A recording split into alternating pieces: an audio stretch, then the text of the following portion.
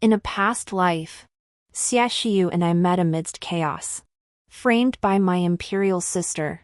He drank the wrong wine meant for the dissolute heir next door. He saved me, and I spared the Xia household from utter ruin. Yet I knew he wished he'd never married me. He wielded swords, I held embroidery needles. He loved military strategy, I cherished storybooks. He craved bustle, I sought stillness. Frail since childhood, I always trailed far behind during marches. While his childhood sweetheart could gallop alongside him. They were meant to be a perfect match. So when reborn and facing Xiaxiu again, I refused that drugged cup. Hiding my face with my sleeve, I spilled the wine onto my handkerchief. As I moved away, I feigned wiping my mouth. Out of the corner of my eye, my imperial sister's expression mirrored that of my past life. After deceiving her, I breathed a sigh of relief. Now only Xiaxiu remained. I prayed he hadn't drunk the cup meant for the heir of the Duke of Jinghua. My gaze darted around the hall. I only remembered Xiaxiu favored moon-colored robes, making him hard to spot in the crowd. When I finally spotted him, I realized he was looking at me too. His eyes shone brightly, without the slightest hint of restraint. Looking down, I saw he was holding a wine cup from the next table, one that was already empty. Startled, I dropped the handkerchief I was holding. If only I had been reborn. Whom would Xiaxiu meet in this lifetime? If it were a palace maid, he'd likely be accused of corrupting the imperial harem. Father Emperor already sought to punish the Xia family, he wouldn't pass up this opportunity. But he shouldn't have acted this way. I left the hall, claiming I couldn't hold my liquor. If only I could find Xiaxiu's childhood sweetheart. Su Yuning. They were childhood sweethearts, pledged to each other in youth. Without me, they would have been young spouses. An affectionate emperor and empress. Yet fate intervened, in my past life. I existed. Before Xiaxiu's rebellion, as imperial son-in-law, he had to avoid suspicion with Su Yuning. After Xiaxiu's uprising, Su Yuning had already married another. Between them, friendship or sovereign-subject relations remained possible, but never again could they be husband and wife. After ascending the throne, Xiaxiu made me his empress and left the harem empty. Every year, memorials from court officials urging the selection of new consorts were invariably rejected. In the end, he even named our daughter as crown princess to silence the murmurs. Others believed his love for me was profound. But I alone knew it was merely a case of no other clouds but those of Mount Wu. Having lost his beloved in youth, he harbored no more romantic attachments. Xiaxiu treated me well. He was also kind to the child who came unexpectedly from my past life. He knew I was a victim too, never uttering a single word of blame toward me. Even when his subordinates suspected my identity as a princess from the former dynasty might lead me to betray him, he resolutely chose to trust me. The Wei Emperor never treated her kindly. But I believe her. It was you who saved me. Who saved yourselves. You have no right to doubt her.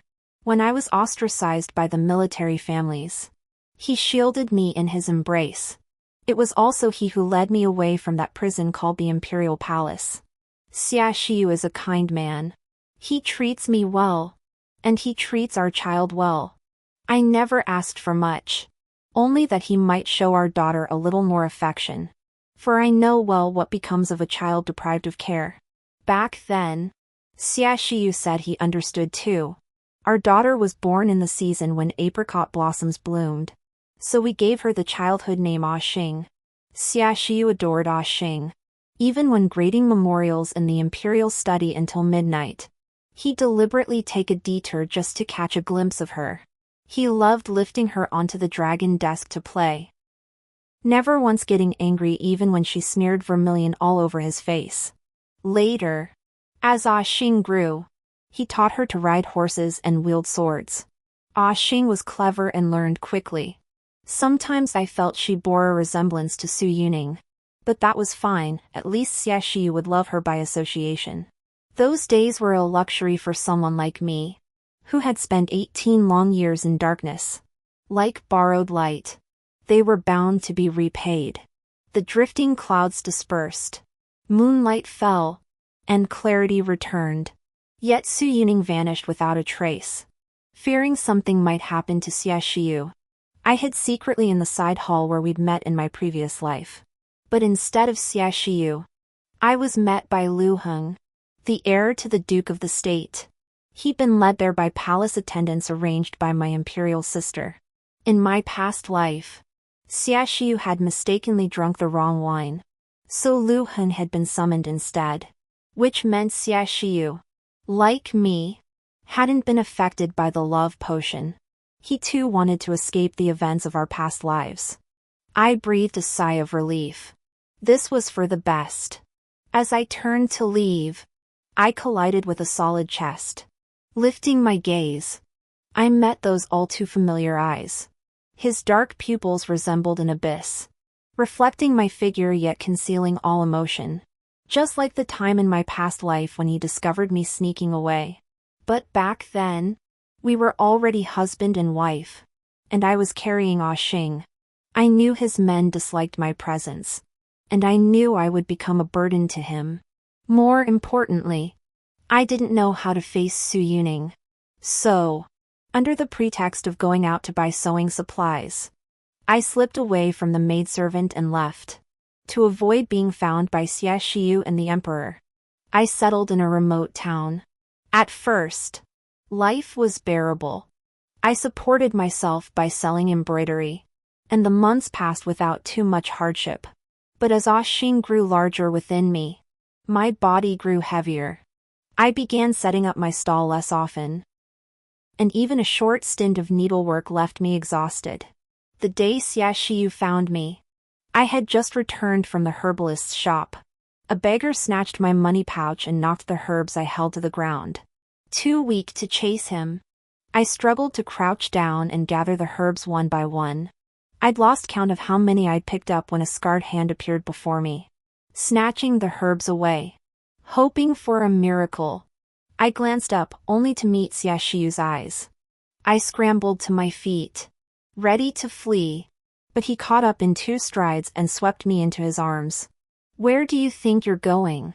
he demanded, his tone sharp as if apprehending a deserter. "Knowing how heavy you are, yet running about everywhere. Thankfully, you're unharmed. If something had happened to you, what would I have done? I just didn't want to burden you." His words made me feel guilty, my voice trailing off, perhaps exasperated by my silence. Xia Xiu fell quiet too. A sigh brushed my ear. "Enough playing around. Come back with me." I wasn't some woman from a romance novel, forcibly taken. Instead, I felt like a child who'd done something wrong and lacked the courage to face him, unable to utter even a single protest. And I had no grounds to protest. We walked mostly in silence. Several times, I asked him to put me down, worried his arms would grow tired. "How much do you even weigh? Nearly 8 months along and still so light. I wonder if the baby's as skinny as you. Just skin and bones. Or are you planning to run away again?" Seeing I didn't respond, Xia Xiu added another sentence, tightening his embrace around me. I dared not look at his expression, so I simply leaned obediently against him, letting my heartbeat and the clamor of the marketplace compete to drown each other out. Truthfully, I wanted to ask him if we hadn't had this child, would he still have come looking for me? But I never managed to voice it. Not even by the time we returned, when I finally snapped back to awareness. Xia Xiu was still watching me with infinite patience. Yet I averted my gaze. "General Xia, I need to borrow something." "General Xia? This is our first meeting today. How does the princess know me?" He leaned closer, his warm breath brushing against me. "Didn't you know I was a princess?" I returned his words. The patterns on a princess's robes differ from those of common women. It's obvious at a glance. His gaze lingered on the embroidery of my dress before suddenly lifting to meet mine again, refusing to step aside. Who knew the general was so knowledgeable about court ladies' attire? In my past life, he was the least knowledgeable about such things. Whenever I did needlework, he thought it was unnecessary. He said clothes just needed to be worn, why bother embroidering so many patterns? Explaining it to him was futile. If I talked too much, he'd simply fall asleep. I've been away from my seat for quite some time. Please make way, General. My tone grew firmer, and his smile vanished instantly. How much longer do you intend to play this charade with me? My wish to remain strangers in this life had been shattered by his words, leaving me no choice but to follow his lead. If possible, I wish it could last a lifetime. You didn't drink that cup of wine this time either, did you? I didn't know why Xiaoxiu had come. Logically, he had no reason to be here. Xiu, what are you doing here? Su Yuning's voice echoed, and Xiaoxiu turned at the sound. I saw Su Yuning standing behind him. Even the cool moonlight seemed to brighten, overwhelmed by her radiant presence. Seizing the moment, I pushed Xiaoxiu aside and hurried away. Behind me, Xiaoxiu's voice drifted faintly. I heard him call out, Aining. That was the name he'd always call out when drunk in front of me. This lifetime, he'd finally gotten his wish. When I returned to the grand hall, my imperial sister, who'd been preparing to summon others to witness the spectacle, was frozen in shock. In my previous life, though I hadn't married that dissolute heir of the Duke of the Nation's household as she'd wished, I'd disrupted father's plan to target the Xie family. For that, I'd been severely reprimanded.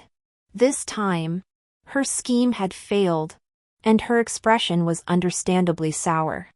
I remained composed, sipping my wine. Beyond my sister's glare, another pair of eyes fixed on me, equally irritating. Xiaoxiu followed my footsteps back into the hall, his face equally grim. Su Yuning looked utterly lifeless. After enduring the banquet's end, I sidestepped Xiaoxiu and intercepted my elder sister. I didn't drink tonight's wine. Must be disappointing for you, imperial sister? Who gave you the audacity to speak to me like this? As she spoke, her hand shot up. I caught it. Your third-place scholar barely exchanged 2 words with me, and you're already jealous enough to harm me? I wonder how many more innocent women you'll personally eliminate after your marriage.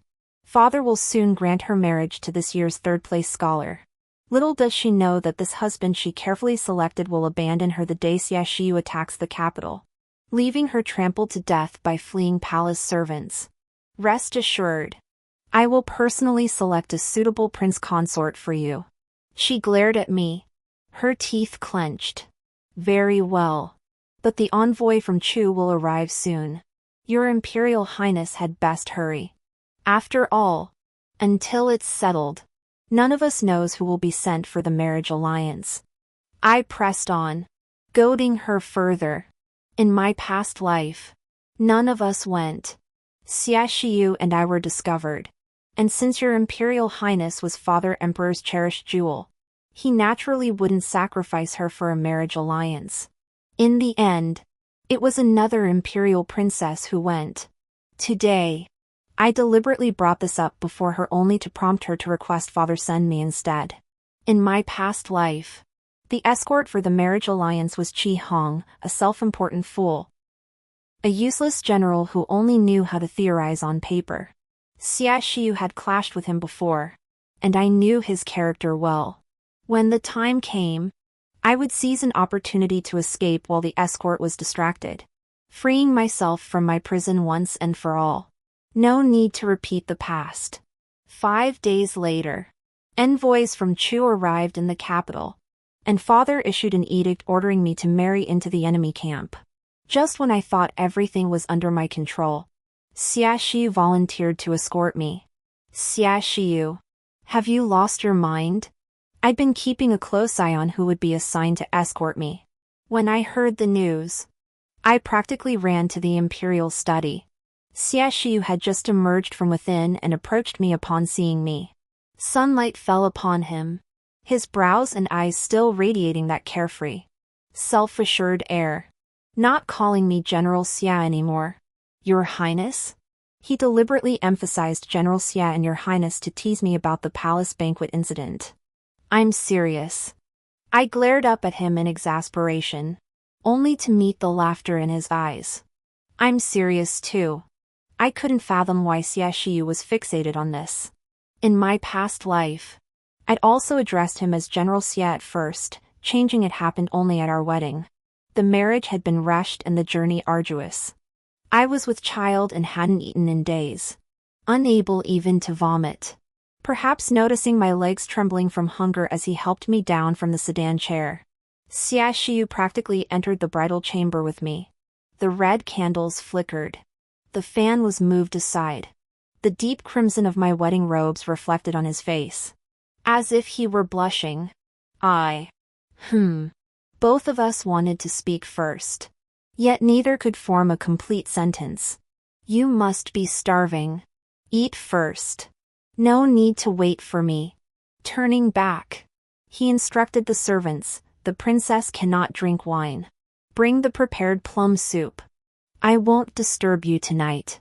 Rest easy. Plum soup. Uncle Li mentioned pregnant women often crave it.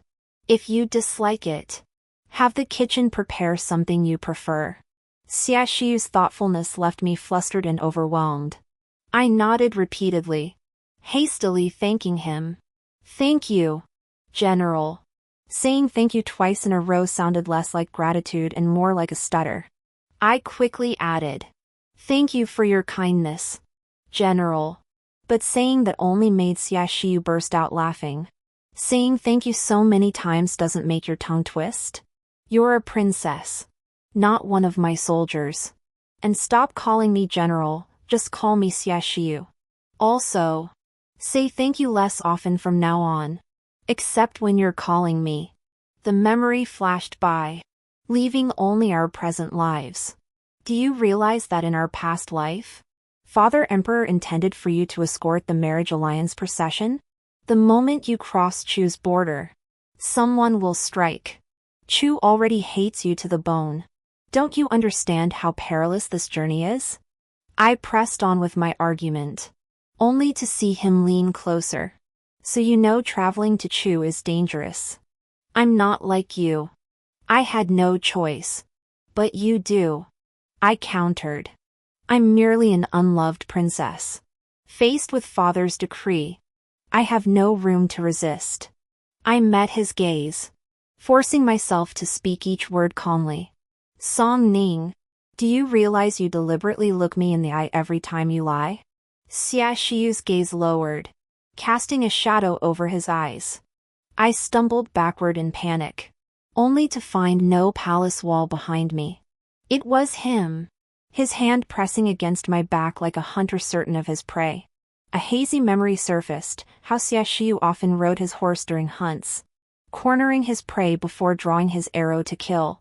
Now, I seemed no different from that prey. You planned to escape during the marriage alliance journey. He had deduced my thoughts. No. The words caught in my throat halfway out, and I realized I'd fallen into another trap. The rest of my words caught in my throat, spoken. It would have been wrong, unsaid. It was equally unbearable. Fine. I understand. The pressure on my back steadied me before swiftly withdrawing. My affairs are none of your concern. You have no reason to involve yourself. The twists of this lifetime gradually strayed from my expectations. The paths of Su Yuning and Xiaoxiu in this existence remained unknown. Then there's no need for you to dissuade me either. A faint smile touched his lips. Yet it felt bitter and aching to behold. Let's go. We shouldn't be seen meeting privately. Xiaoxiu raised an eyebrow, his mouth turning down. It's getting cold. Wear more layers. The winds are fierce in Chu. Be careful you don't get blown away. His gaze swept over me, lingering only briefly before settling on the moonlit hem of my robe. Before I knew it, the day of my departure for the marriage alliance had arrived.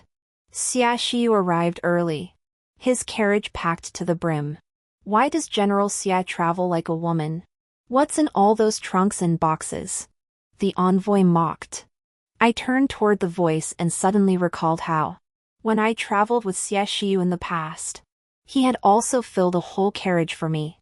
In my past life, Xiaxiu's luggage had been pitifully sparse. He'd said that soldiers must keep things simple. Later, a few extra sets of clothes appeared in his baggage, all made by me. Back then, I'd just left the capital with him. During the day, he was at the military camp, and with nothing to occupy my time, I often spent it with the soldiers' families.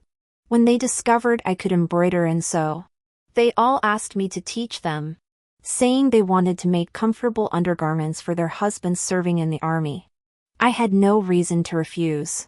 When teaching them, I used Xiaxiu's measurements as a guide. I never intended to give them to him. First, I feared they wouldn't fit. Second, I was well aware of the nature of our relationship, until one day he returned and asked if I had made clothes for him. I said no, but he pressed me. Xiaoshan said his wife saw you making a garment and thanked me today. He said if you hadn't taught his wife to sew, he wouldn't have such a well-fitting garment. He even said I was secretly enjoying comforts behind his back. Could Xiaoshan be deceiving me? His puzzled expression made me feel embarrassed. I'd just made it while teaching them, I didn't know if it would fit. So I didn't give it to you. I took a set out of the chest and handed it to him. Xiaxiu visibly brightened, holding the clothes up to himself. He said it wasn't meant for me, it had my name embroidered on it. He deliberately flipped the collar to show the delicate threadwork spelling Xiu, as if brandishing evidence to force my confession. Xiaoshan's wife wanted it embroidered, so I used your name as an example. My voice was pitifully small, betraying my guilt. Well then, it seems I still owe Xiaoshan for getting these new clothes. Xiaxiu sighed, glancing past me at the half-open wardrobe. I see you have a few more outfits in there. Since they're just sitting there anyway, why not give them all to me? And so, Xiaxiu cleared out every piece of men's clothing from my wardrobe, then sent over new cloth and silk thread. The measurements are perfect. Just make everything to these dimensions from now on. From that moment, the ladies' thirst for learning grew. One day they wanted to learn shoemaking. The next they craved embroidering mandarin ducks. And everything I made ended up in Xiaxiu's hands. Without exception. I knew nothing of Xiaxiu's plans for this lifetime. The peace mission's caravan moved at a snail's pace, and the Chu envoys were growing discontented. We'd heard General Xia always prioritized marching speed, why does he now ride like a greenhorn just learning to mount? The mocking voices weren't loud, but among the resting troops, they rippled like pebbles dropped into water. No one spoke up. Yet all eyes turned simultaneously toward the envoy and Xiaxiu. The princess is frail. If we travel too swiftly, the jostling along the way may cause her to fall ill. Should the princess take ill, 10 of your heads would scarcely suffice as recompense. With that, Xiaxiu turned back to stoke the fire. The envoy's face twisted with fury, but mindful of their proximity to Chu's border and Xiaxiu's status, he dared not retort. I exhaled in relief, about to withdraw my gaze when I noticed Xiaxiu had been watching me all along. He tilted his chin toward me, his eyes brimming with laughter. I knew that look of his all too well. In my past life, when Ah Xing was sick, she always refused to take her medicine, unmoved by anyone's coaxing. Xiaxiu would rush over at the sound of her cries. Whatever he whispered in her ear, she'd end up drinking every last drop of the medicine he fed her. When I asked what he'd said to her, he'd call it a secret. I couldn't be bothered to press him further. But then Xiaxiu started going on and on about it. You didn't ask more than a few times. That makes you seem so insincere. Summer clothes were thin. Xiaxiu suddenly pressed close, his right shoulder like a burning ember, searing me raw. Would you tell me if I asked? Yes. He nodded at me. Then what exactly did your majesty say to Ah Xing? I asked again. Truthfully. I no longer wished to know, I asked mainly to satisfy him. I told Ah Xing that if she obediently finished her medicine, she could dine upon the dragon throne tonight. This is utter nonsense. Startled, I turned my head only to meet Xiaoxiu's smile. It was the sly triumph of one who'd gotten his way. His deep-set eyes crinkled in a way that left one utterly helpless. I even thought he seemed more childlike than Ah Xing. A cool breeze swept in, jolting me back to my senses. I quickly lowered the curtain. I next saw Xiaoxiu late at night, restless. I stepped outside the tent for fresh air and happened upon him. The rich aroma of rice wafted toward me from the bowl in his hand. You haven't eaten much. He offered the bowl to me. Where did this porridge come from? Dry rations were too dry. Roasted meat too greasy. After the long journey, my appetite was indeed poor. The warm porcelain bowl in my hand stirred my appetite. I made it. I might not be good at much, but porridge should be okay. Thank you, General Xia. I thanked him as the porridge slid down my throat, warming me from the inside out. I told you we don't need to say thank you between us. But this isn't the past. It's better to avoid any misunderstandings. He hurried to correct me, and I hurried to counter him. Silence settled between us once more. You said eating citrus helps with motion sickness. Xiaoxiu produced a handful of citrus fruits from who knows where. Where did you find these? Porridge is easy to make, but citrus is hard to come by. I bought them in the nearby town during our rest stop. He almost blurted it out, his tone light, as if it were just a short walk. But from the moment we stopped to rest until now, this was the first time I'd seen him. Xiaoxiu, you didn't have to go to all this trouble. You're overthinking it. I'm not doing this for nothing, Xiaoxiu countered, glancing down as he casually took the sachets from my waist. Just this one. Give it to me. I taught the palace maids to make these during my rest. This is a woman's sachets, embroidered with lilies.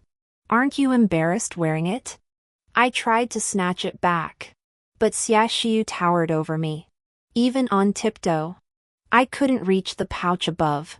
Then make me one that suits me. Xiaoxiu stated it as if it were the most natural thing. As if we were still in our past lives. I don't have any fabric suitable for you, only peach pink remains. I have it. I have needles and thread too. You can't deny it. Xiaoxiu blurted it out, as if afraid I'd change my mind. When I was led into his tent, sure enough, all those things were prepared for me. Various fabrics, silk threads, even a few warm garments. Where did you buy these? You clearly knew nothing about such things before. A weight settled on my shoulder as he draped the fox fur coat from the chest over me. Didn't you despise me for my ignorance? You can explain things perfectly to others. Yet half a word to me is too much. Xiaoxiu lowered his gaze, his fingers tightening slightly as he adjusted the fur coat. His tone was low, as if I'd abandoned him. I was afraid you'd be bored. You're always marching and fighting, and you know nothing about women's needlework. Then I can try to learn. Xiaoxiu countered. You're a general, destined for great deeds. Why bother learning such things? Aren't you afraid of embarrassing yourself if others find out? I muttered under my breath, noticing Xiaoxiu was becoming increasingly stubborn. What's shameful about it? Training troops in fighting wars is to protect the people. But the people also need food and clothing. Is it wrong for me to learn more? I can't argue with you. I couldn't be bothered to debate further and pushed him aside to leave. Just because you can't win an argument doesn't mean you can be unreasonable. You promised me a sachets. Choose the fabric. Xiaoxiu crossed his arms in front of me, his expression suggesting he'd seen right through my thoughts. Then give me back the one you borrowed earlier. Xiaoxiu shook his head with a mischievous grin. I'll return it once you've finished this one. Then choose the fabric yourself. And what design should I embroider? In my past life, Xiaoxiu never cared about fabric or patterns.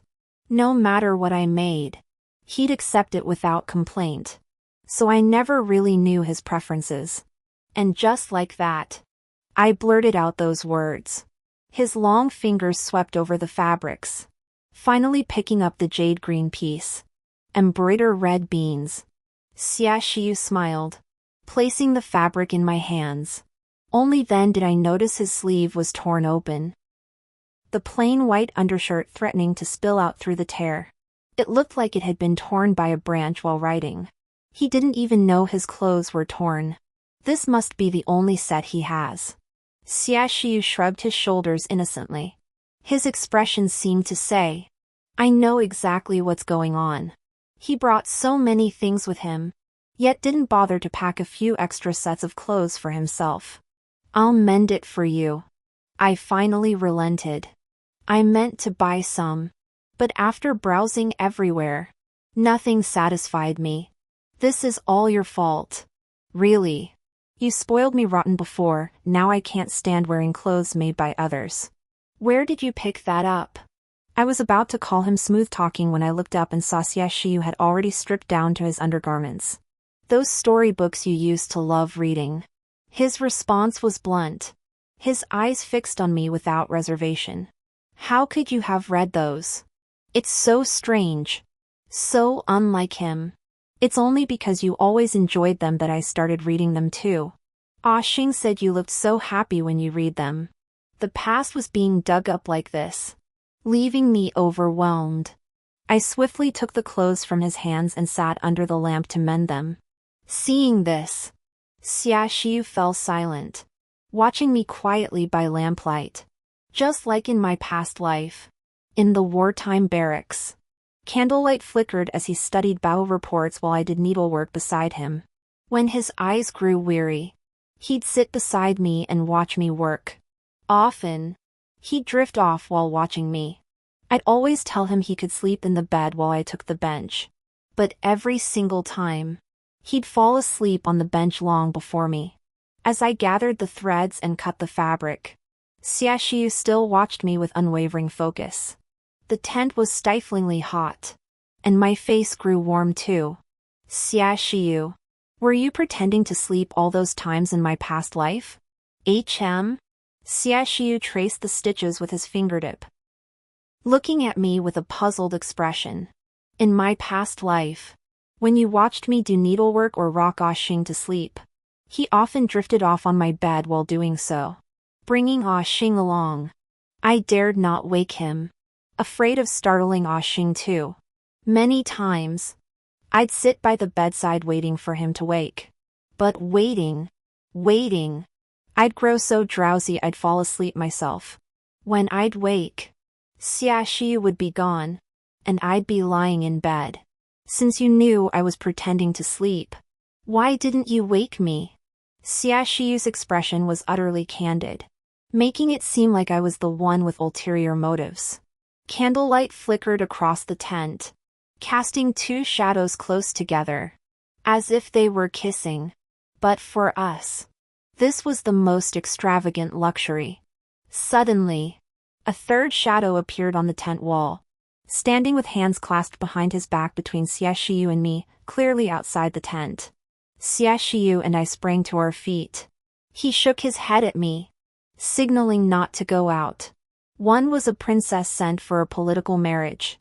The other the general escorting her. Spotted alone together in the dead of night. It would be impossible to explain. Does the nobleman require my presence? Xiaoxiu's voice came from outside.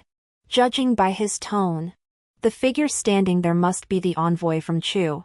Seeing the light still burning in the general's tent, I feared the candlestick might topple and cause a fire. So I came to check. I couldn't sleep, studying the route ahead. Is the nobleman satisfied now? Whether it's insomnia or studying matters of the heart, I believe the general knows better than I. We haven't reached Shu yet. If I were to send word to the Wei Emperor, I fear the general might never leave Wei. The envoy's words made my heart tighten. I merely asked a palace maid to mend my clothes. If even that warrants losing my head, it would be a grave injustice. Xia Shi remained utterly composed. A palace maid? Every woman in this marriage alliance procession will become the sovereign's consort. Your words are rash, General. To call mending clothes adultery would suggest the Chu ruler's mind is far too narrow. Xia Shiyu, don't think your silver tongue can sweep this under the rug. Dare you let me inspect the camp tents? Certainly. But the night is dim, and my tent holds weapons like swords and spears. I fear you might be injured. Your Excellency. Xia Shiyu chuckled. Hearing this, I hurriedly extinguished the lamp. You'd better pray I don't discover anything. The envoy was clearly a coward. After uttering his threat, he departed. As the sounds outside faded, I groped my way to the curtain, intending to leave myself, but I collided head-on with Xie Shiyu. I was rushing out, he was rushing in. I stumbled backward, while he lunged forward to steady me. In the confusion, we both tumbled onto the bed. Fortunately, Xia Shiyu reacted swiftly, bracing himself on either side of me. Are you okay? I'm fine. We were pressed close together, just a slight lean away from kissing each other's lips. But neither of us moved closer. In my memories, though Xie Shiyu and I were husband and wife, we were more like friends most of the time. Mutual respect, that was all. Perhaps in the brief madness after the herbal medicine, we had kissed. In my past life, I was awakened by the sound of someone breaking down the door. The first person I saw was Xie Shiyu. He had woken before me, though not much more alert. He clutched his forehead, meeting my gaze with confusion. My instincts told me he had no idea who I was. But I knew who he was. The young general with glorious military achievements. The rising star of the capital who had fallen from grace and climbed back up. Occasionally, I'd buy second-hand storybooks from palace maids, several of which were written about Xie Shiyu. Though we'd never met, it felt like we'd seen each other 1,000 times. I'm sorry. I must have been set up. Perhaps the approaching footsteps brought him to his senses. Xie Shi left all the blankets for me and hurriedly got dressed. I still don't know who you are, young lady, but I will take responsibility. His words came fast, as if afraid I might misunderstand his intentions. Before I could speak, he had already drawn the curtain, shielding me from the intruding crowd. Thus, the enraged emperor, the meddling imperial sister, and the gawking guests were all kept outside the curtain by Xie Shiyu. True to his word, he shouldered all the blame. No one could lift the curtain before him to see my disheveled state. Xie Shiyu was exactly as the storybooks described, honest and upright, willing to take responsibility for his actions. The only difference was that we didn't share the mutual affection written in those tales. In comparison, I felt more like the villain who sabotaged the protagonist's destined union. After leaving the capital, I often encountered Su Yuning seeking out Xie Shiyu. Each time, she would leave in tears. I couldn't understand why Xie Shiyu was so conflicted. He loved Su Yuning, yet could be so ruthless. Snapping back from my memories, I suddenly realized I had kissed Xie Shiyu's lips without knowing when. I jerked my head away, my face flushing without warning. The envoy knows a woman is in my tent. He'll definitely send men to watch tonight. Sleep here tonight. Once things calm down tomorrow, I'll escort you back. Xie Shiyu rose, moving by the faint light to remove my shoes. Xie Shiyu, a man and a woman alone together, it's inappropriate. What we're doing betrays Su Yuning. In our past life, you and I were forced into it. This time, neither of us repeated that mistake. You still have a chance with her. My foot instinctively tried to pull back, but he held it firmly. So you've been avoiding me because of her? Aining. That cup of wine I drank in our past life, she switched it for me. Aining? Is that you calling me? Countless memories surged back in an instant. Through past and present lives, Xiaxiu had called out Aining countless times. Most often when he was not fully sober. And I always thought he was calling for Su Yuning. Besides you, who else could it be? He removed my shoes and socks, then covered me completely with the quilt. Who did you think I was calling?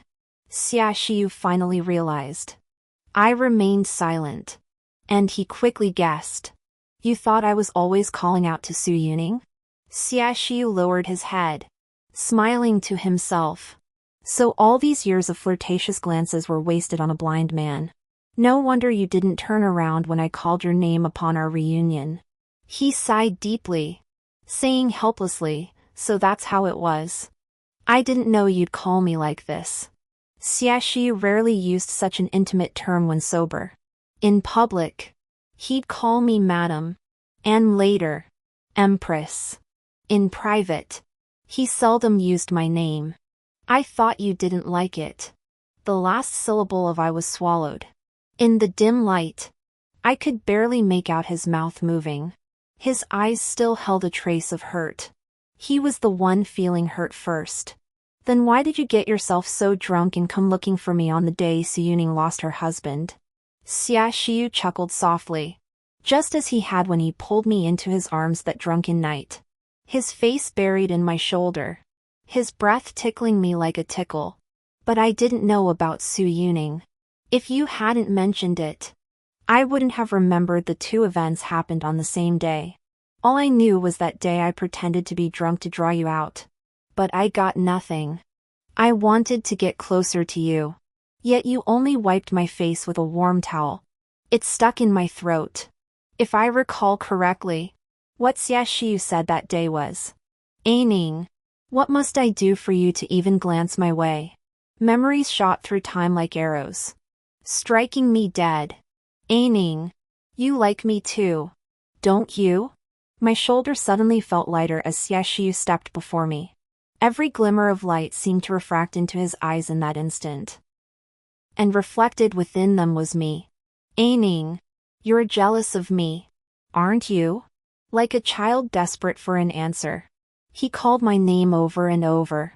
I never imagined Xiaxiu could be so irritating.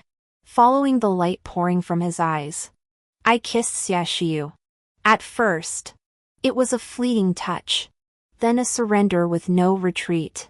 The love we never fully understood in our past lives surged forth. Impossible to measure who felt more or less. Yet Xiaxiu stopped just short of going further. Perhaps noticing my flushed cheeks, he asked with a smile, Are you disappointed? I don't know what you're talking about.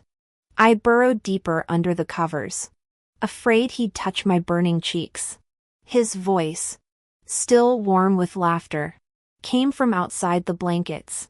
Aren't you curious why I didn't take the potion this time? And why I went back to where we met in our past life? I was afraid something might happen to you. So I brought the antidote. If I could start over, I'd still choose to meet you. But not in the same way as last time. I cherished Xing deeply. But if it meant sacrificing you, I'd rather give her up. He grasped my hand peeking from under the covers. Warmth spreading through it, just like when I left him last time. Only last time. Until my final breath. Xiaxiu and I never saw each other one last time. I died in the 6th year of Xiaxiu's reign. That year, Xing had just turned 9 when Dongxi invaded. And Xiaxiu led the campaign personally. The imperial physician said I'd carried an illness since childhood. Giving birth to Xing at a young age, coupled with years of constant travel, had left my body depleted. No medicine could help. I never imagined Xiaxiu would remember the physician's words.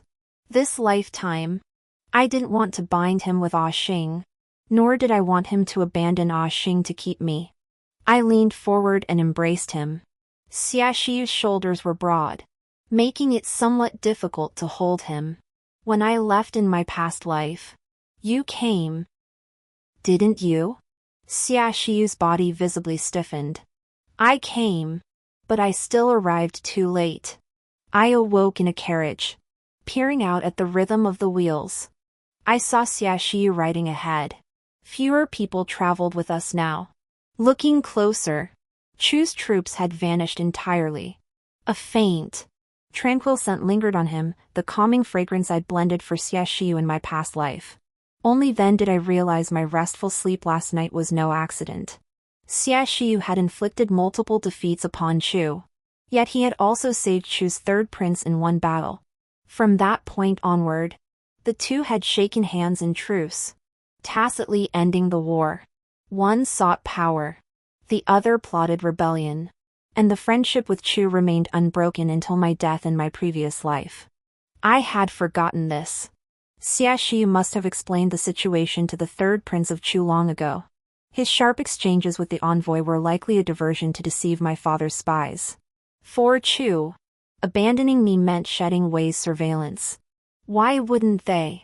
With Wei on the brink of collapse, their alliance was nothing but a paper lantern, fragile and easily shattered.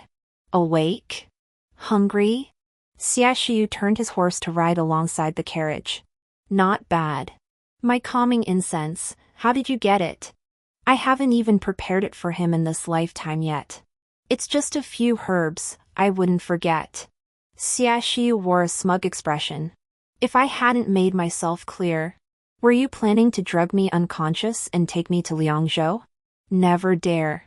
I'd appeal to your reason and emotions. Xiaoxiu's expression darkened instantly. If you truly wish to avoid another lifetime with me, I'll settle you in Liangzhou. I won't force you. But a marriage alliance with Chu? Absolutely not.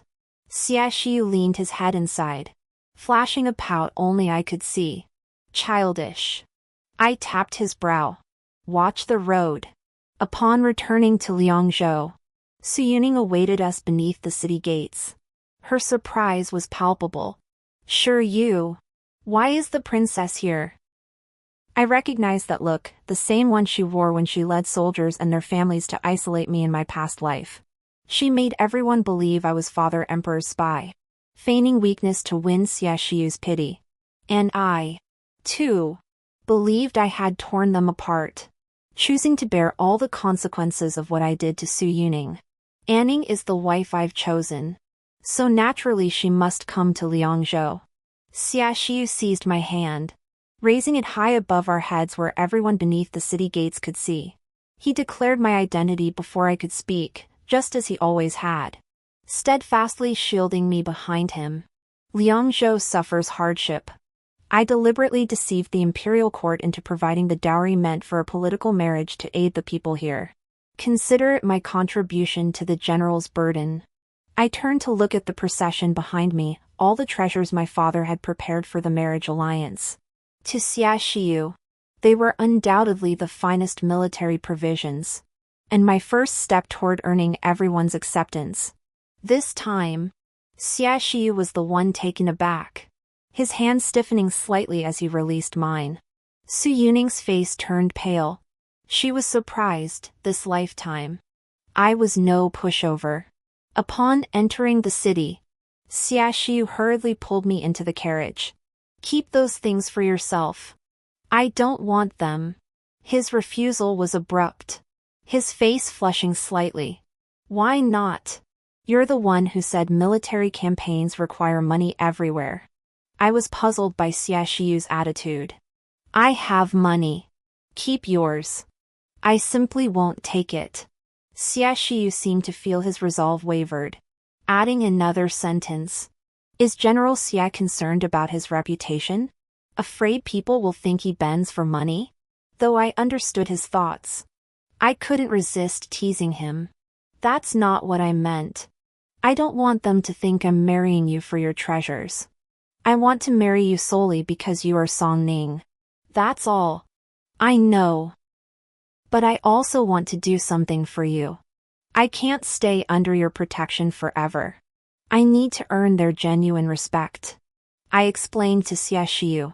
In my past life, when Xiaoxiu insisted on keeping me, Most of his people initially objected.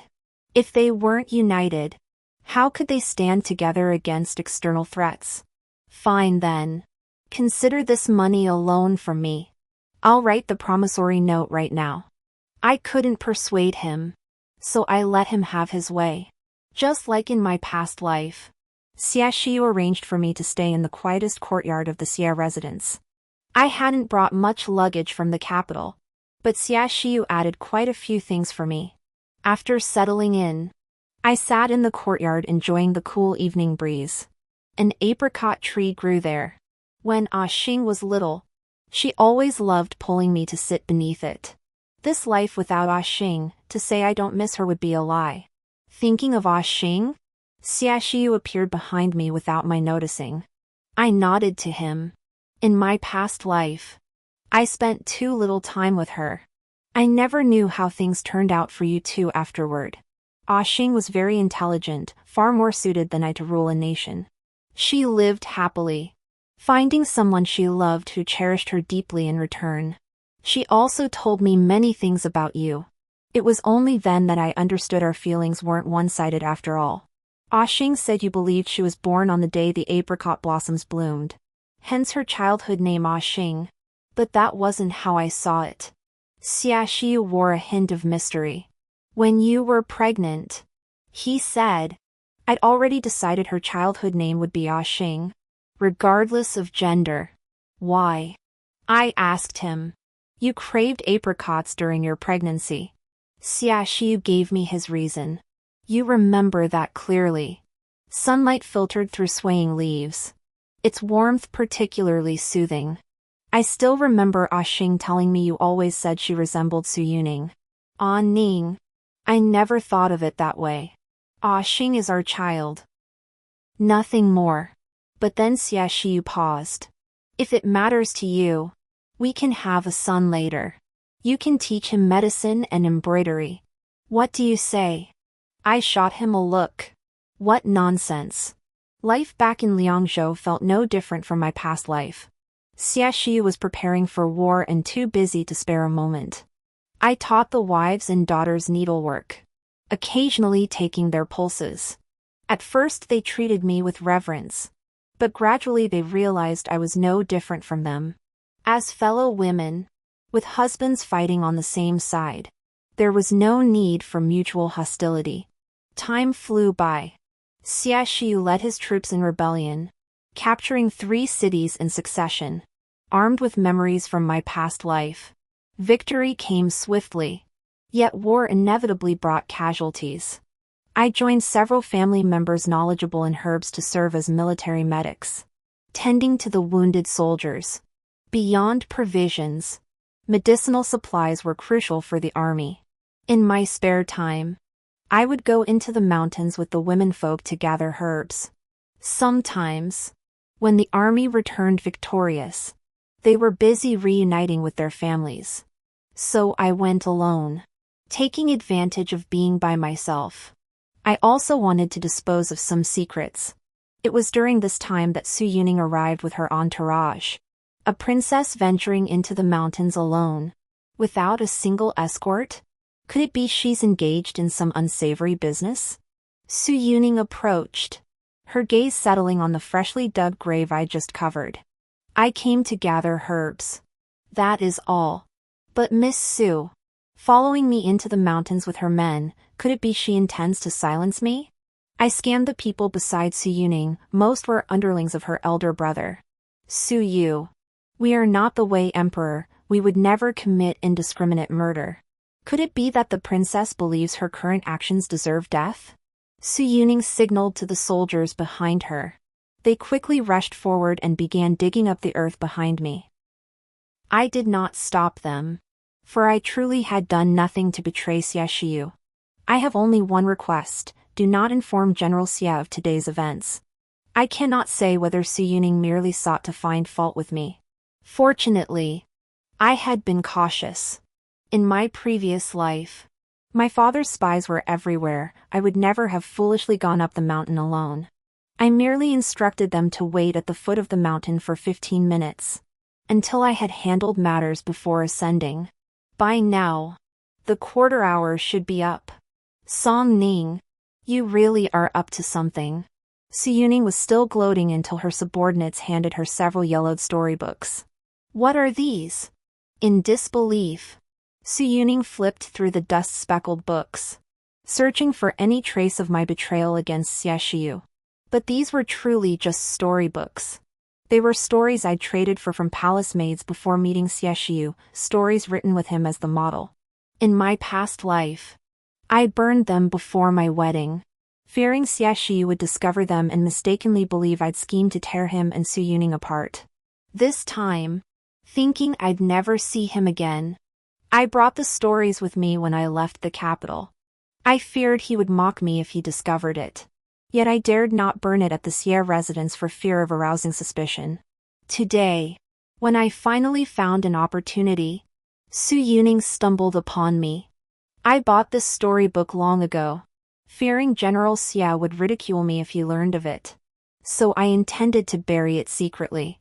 That is also why I asked you to keep it confidential. How could this be? How could you? Su Yuning flipped through the storybook. But I hadn't yet discovered its secret. I saw the general's name in this book. I believe the princess's words. One subordinate broke the deadlock, and one after another spoke up for me. Yes.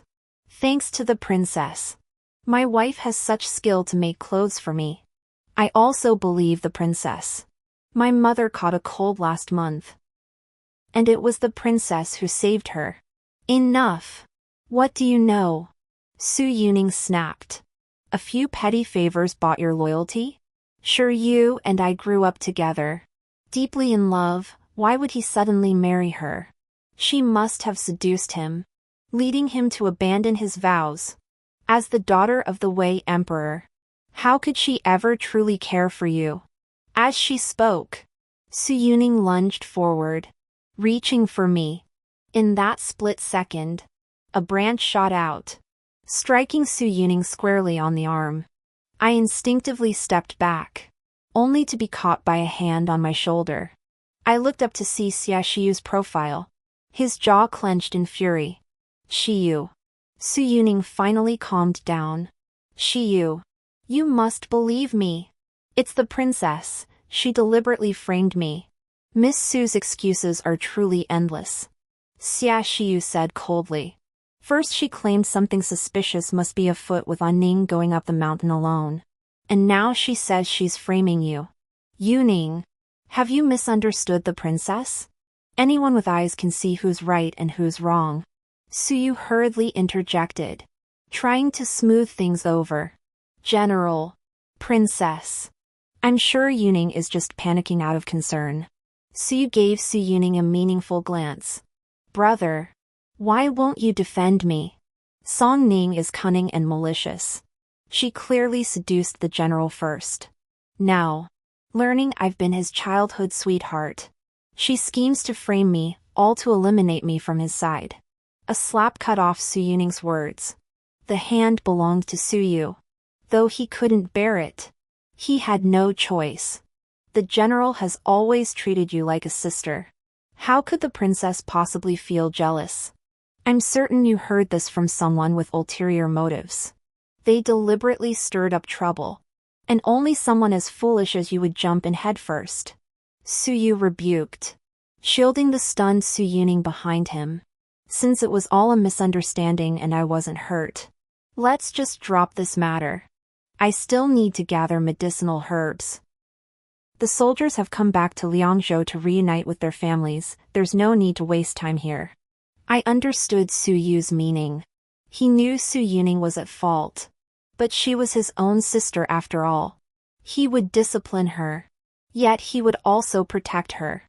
As the crowd dispersed, the mountain forest returned to its former tranquility. Aren't you coming down the mountain with them? I stared at the storybook Su Yuning had tossed aside, my heart pounding. Are you trying to shoo me away? Xie Xiu raised an eyebrow. I just don't want you to have too much military work. I replied nervously. Is it because you fear my military duties are too heavy? Or because you're afraid I'll see your storybook? What kind of storybook could possibly make you afraid I'd laugh at you? Xia Xiu said, walking over to pick it up. Just some stories based on you. You wouldn't like them, the plots are all boring. I snatched it back hastily, only for Xia Xiu to pick up another volume to read. If they're so boring, why go to the trouble of bringing them all the way from the capital? Judging by the creases in these pages, you've read them many times. If the plots are boring, why do you enjoy reading them so much? Xia Xiu. His words made my face flush, and I hurriedly stopped him. This tactic worked wonders on Xia Xiu. He promptly tossed the stories back into the pit. They really shouldn't be read. I'll bury them for you right now. After all, the real Xia Xiu now belongs to you. These fictional versions are no longer needed. You're such a smart aleck, I retorted irritably. But how did you find your way here? Even if the guards spotted Su Yuning down the mountain and rushed back with news, it couldn't have been this fast. I had someone watching Su Yuning. Back at the palace banquet, I exposed her for drugging me. She suspected you told me then. After returning to Liangzhou, I noticed her constantly inquiring about you, so I kept a close eye on her. Su Yu and I grew up together since childhood, and I was practically Su Yuning's childhood sweetheart too. But any affection between us was severed completely when she drugged me in my past life. I've also told Su Yu about the poisoning incident. He knows this sister of his has been spoiled rotten since childhood. He plans to send her back to our hometown and bring her back under his strict guidance once the war ends. By then, we should be preparing for our wedding. Xia Xiu whispered into my ear, his stray hair blown by his breath, tickling my skin. That's ages away. I jabbed his chest and continued deeper into the woods, carrying the bamboo basket. Ages? I've calculated it precisely, this time. It'll be half a year sooner than my past life. Our last wedding was too rushed. Ah Ning, wait for me. Xia Xiu caught up, his face tense, only relaxing when he saw me smiling. You're teasing me again. He pouted. Didn't you say I could be more willful? Yes. Even more so. Under the sunlight, two shadows intertwined. After all the twists and turns, thankfully, we found each other. Xia Xiu, the side story. The first time Xia Xiu saw Song Ning, or more accurately, the first time he saw her clearly while sober, was in bed. She resembled a wounded little bird, still bearing the marks he had left on her. When their eyes met, Xia Xiu felt as if his own heart had been packed. Xia Xiu knew this was a calculated scheme. He had always been a heavy drinker. A few cups of wine were nowhere near enough to leave him this intoxicated. The Wei Emperor had long feared him. Devising such a scheme against him wasn't beyond the realm of possibility. But judging by her expression, she knew nothing of this affair. She must have been dragged into it by him. Xia Xiu recalled that Su Yuning had visited before he drank, and the crown prince next door had spoken with her several times. Yet they were childhood sweethearts. Why would she harm him? The violent slam of the door snapped Xia Xiu from his thoughts. He hurriedly shielded her behind the curtain. After all, she was a woman. Being discovered disheveled would surely cause her embarrassment. Soon, Xia Xiu learned her identity, Song Ning, the Emperor of Wei's daughter, a princess without even a title. This encounter had been orchestrated by Song Ning's elder sister. Xia Xiu was not part of the plan. So when the Emperor of Wei saw him with Song Ning, he flew into a rage. Song Ning was, after all, a princess. Punishing him would be slapping the imperial family in the face. Thus, Song Ning saved Xia Xiu, and the emperor bestowed a marriage upon them. They had never met before. Their first encounter was in bed. She had been framed by her sister, while he had been betrayed by his childhood sweetheart. Xia Xiu recalled his mother. She and his father had been arranged to marry without love, a union born of familial interests. Shortly after their wedding, his father brought home another woman.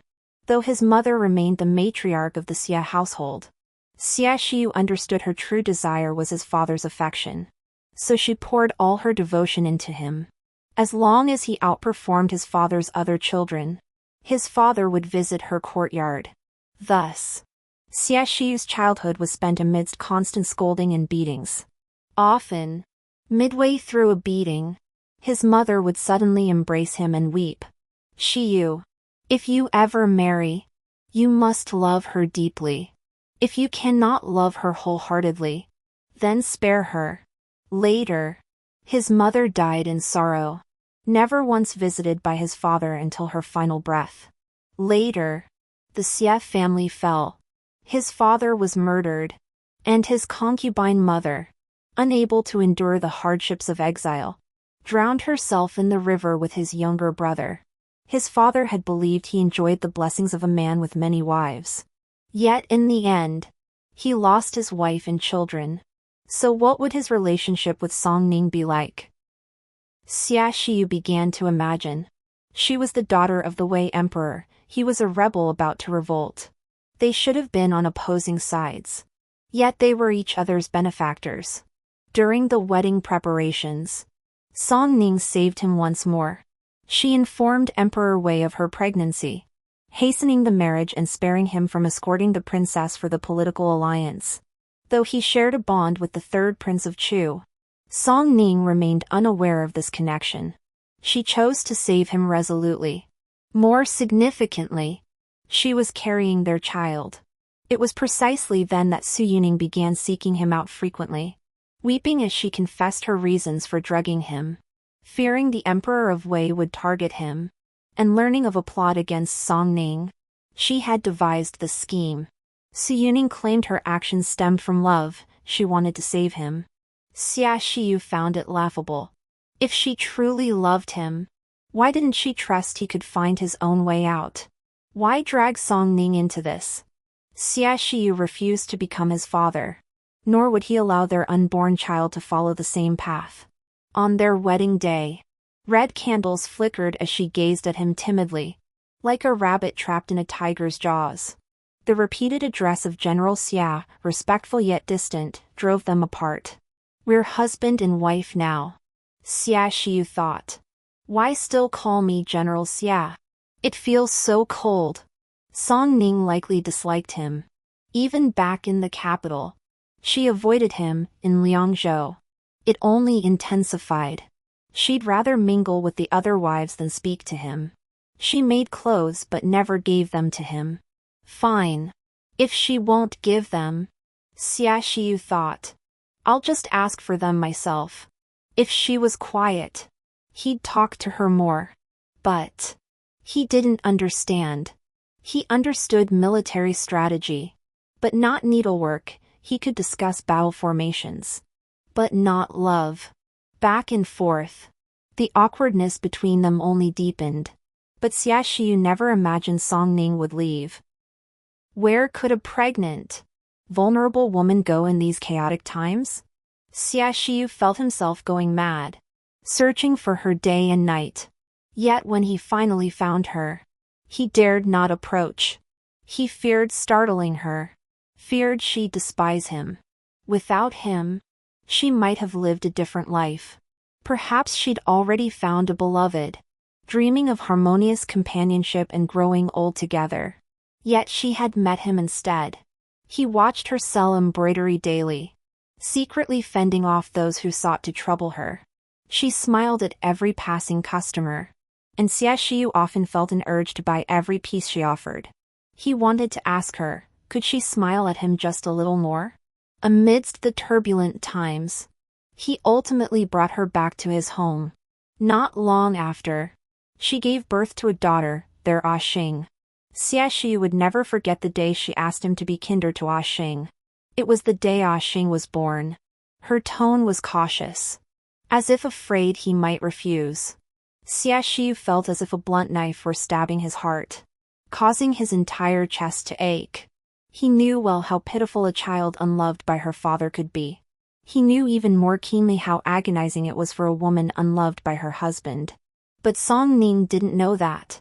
In truth, He loved her deeply. Xiaoxiu had always believed that one day, Song Ning would feel his love. But time waits for no one. And they had only 10 years together. He didn't even get to see her one last time. The imperial physician said her childhood illness had left her with a chronic condition. Combined with the exhaustion of giving birth too young, her body was depleted beyond saving.